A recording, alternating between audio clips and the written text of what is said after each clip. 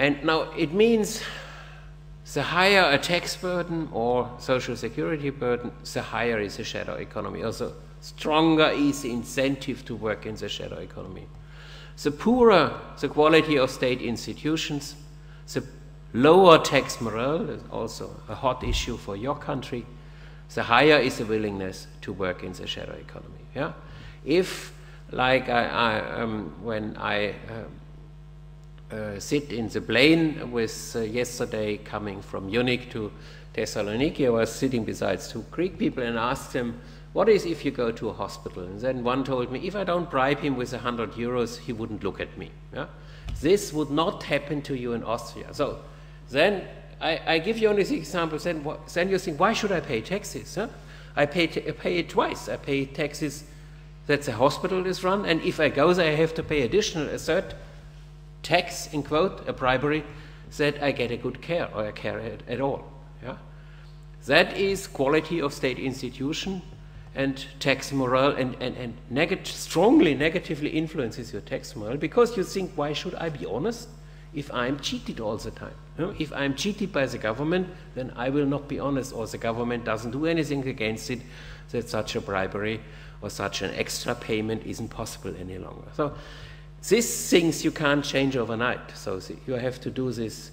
I will also come to this. But it is not only the direct things like taxation, the burden, it is also how you as a citizen feel treated. Yeah?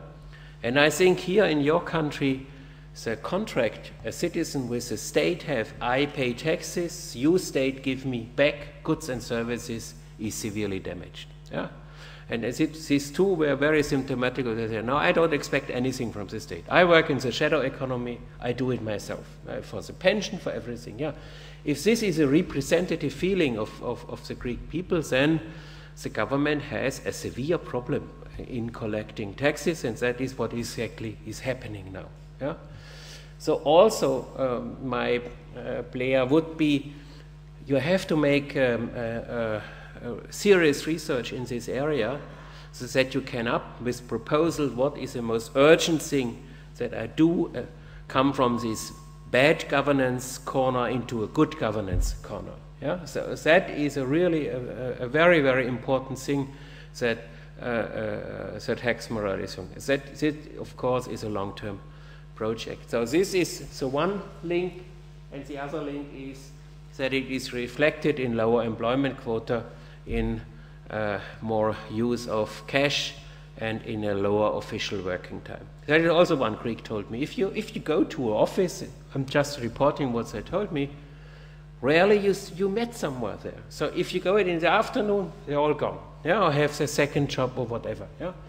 So again, then one shouldn't be amazed that this is a problem. Here you see the estimation procedure, you see the signs. Yeah.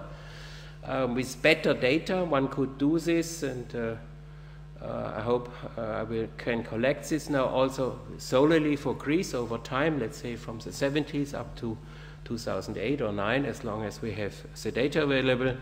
In principle, with the exception of tax morale, all these other data points one could get. So we have the causal variables which are listed all here, which influence the shadow economy, and is reflected in the three indicator variables which should be, one should get here also. Yeah? And this estimation is done of the period 1990 to 2008 for 21 OECD countries. Yeah? You will see the estimations in a minute. Okay, that one big disadvantage, there is no ideal method to estimate the shadow economy, is, of course, that you get only out relative estimated values. You have to have another value to calibrate it into absolute ones. Now, as I said, these are now the most important factors here, so tax and social security, and below is the hypothesis, which I think is obvious. I don't have to read this. The same is with regulations, yeah. And Also with public sector services, we have already discussed this with you. Oh, thank you. And so one could also look at other public institutions. There's a quality here, and I talked about this also, corruption of bureaucracy, government officials, yeah. So that has a strong influence. Whether people have a say on public decisions or not, yeah. So if you have a more federal system, or if you have even direct democratic elements, that people can vote on issues, increases their tax morale and their willingness to pay taxes. And one can show this, for example, for Switzerland, which has a variety of institutions, and due to this, say, one sees difference in the size of the shadow economy. Now, if one makes a type of meta-analysis, yeah, collects all studies, it's a fashion now in science to make a meta-analysis. Statistically, it is very doubtful because you use the same data twice. And one should be very aware of this. Huh? You use estimate coefficients to gain estimate coefficients from estimated coefficients. Yeah? This is, for those of you who are interested in econometrics, this is really a very severe pretest problem you have here. So I'm very skeptical on this because the arbitrariness is quite large. But so I show you only what, if you collect these studies, you find, of course, that shadow economy, the tax and social security burden is the driving force of the shadow economy, followed by tax morale, not, for me, not astonishing, and then state regulations. Yeah, so we have, and of course, tax morale and tax burden is not independent. I'm aware of this, so they cause each other. So also the whole causal problem you have here is a very, very tricky one because you can't make good causality tests with a latent estimator procedure. So here there is a problem, and I'm aware of this. I just want to mention this. Now, for the econometric estimation, now to have it more nicely formulated, so what I expect, and I don't read this now, it's self-reading, yeah. The higher the taxes regulations, the higher shadow economy, the poorer the state institutions, the higher shadow economy. And the lower tax morale, the higher unemployment, the higher, and the lower GDP, the higher. Now here you want to see what comes out if you use such mimic estimation, yeah. These coefficients are difficult to interpret. One can see whether they have the right signs. You have the right signs here, positive estimated coefficients, statistically significant, share of direct, indirect social security. Indirect is not really statistically significant, or if you are strict, it is not. But burden of state regulation is, quality of state institution is, tax morale is, unemployment is, GDP per capita is not of these 21 countries. And here is the indicator variables. You have to standardize or normalize one, but the other two have the expected signs and are statistically significant.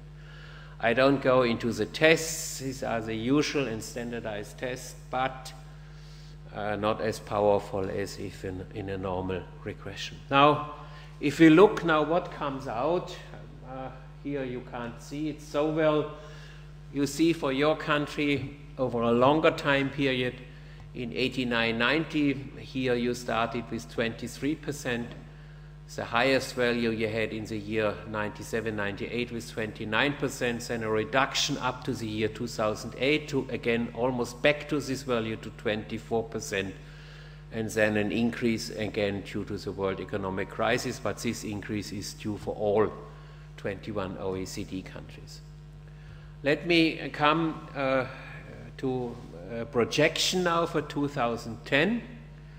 Average for these 21 countries is 14%. Greece is the leader, which I said in the beginning, with 25.2%. And I'm not saying you can add this figure to the official GDP, because there are some double counting problems. For example, if you buy legally material, a shadow economy worker, but works in the shadow to replaces it, so one would, at least one should have to subtract 5 to 6 percentage points, so one would be able to add to your official GDP 19–20%. Yeah? That would be a realistic figure, and that's a lot. Yeah? And that is why I make the statement: your official debt, your current debt, would be between 8 and 9% and not 13. Yeah? If the figure would be corrected. Yeah? You see US and Switzerland in the bottom with around 8% shadow economy. Yeah? And all other countries are in between. Due to time reasons, I will not go here. To show you that a lot of your neighbors have a much higher shadow economy, like Albania with 36%, yeah? Where do we have Macedonia with 38%? So around you, you are not such a bad guy as it looks always, yeah? So around you, most countries have a much higher shadow economy, or Moldavia with 51%, Ukraine 57%, Belarus 52%. So one sees here a lot of countries here have a shadow economy which is much higher. Now showing you a bit, and this is a first try of me. I might be wrong. The confidence interval of error is at least ±20%. I'm being honest on this, but I think it might be roughly correct. Yeah? The shadow economy in billions of euros for the years 2008, 2009, and the value for 2010 would be a bit higher, but not much, is around 61 or 62 billion euros. Yeah? And that is also, that this statement also abroad, and at least I always defend you, and I'm not saying this because I'm standing here. You are busy people. Yeah? Someone has to produce this. Yeah? This 61. It's not so that it fell from heaven. Yeah? People have to work for it. Yeah?